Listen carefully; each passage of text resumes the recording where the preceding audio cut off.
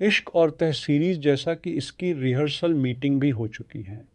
Rehearsal अंदर इसके जितनी भी कॉस्ट है वह सारी की सारी रिवील हो चुकी और उसके नेक्स्ट डे ही इसकी शूटिंग का बकायदा आगाज गया, जिसकी कंफर्मेशन खुद बुजाग ने एक पोस्ट करके कर दी थी। और अब इसकी शूटिंग का बकायदा आगाज भी कर दिया गया, जिसकी कंफर्मेशन खुद बुजाग ने एक पोस्ट करके कर दी थी। और अब इसकी शुरू हुए 10 दिन गुजर चुके हैं, लेकिन एक चीज कंफर्म नहीं हो सकी, इसकी स्टोरी का आगाज कैसे किया जाएगा, यानी कौन सा टाइम देखने को मिलेगा एपिसोड 1 के स्टार्ट के अंदर।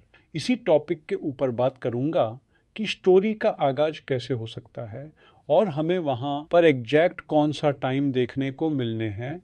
और इसी के साथ मैं खुद भी एक सजेशन करूंगा यहाँ पर। अगर स्टोरी का आगाज इस तरह किया जाए तो बहुत ही ज़्यादा मज़ेदार चीज़ होगी सीरीज के लिए कि इसका आगाज इस तरह अगर किया जाता है। सबसे पहली बात कि इसमें सुल्तान अलाउद्दीन का किरदार करने वाले अदाकार एक सुल्तान की कॉस्ट्यूम में नजर आए, मतलब वह कहानी के अंदर एक सुल्तान होंगे। अगर हम तारीख की बात करें तो तारीख में सुल्तान अलाउद्दीन 1220 में तख्त पर बैठे थे और इस पर मैंने एक लॉन्ग वीडियो भी बना रखी है, जिसे आप चैनल पर जाकर देख सकते हैं। इसे एक बात तो क्लियर हो चुकी है कि ड्रामा के पहले भी शॉट के अंदर 1220 का वक्त देखने को मिलेगा।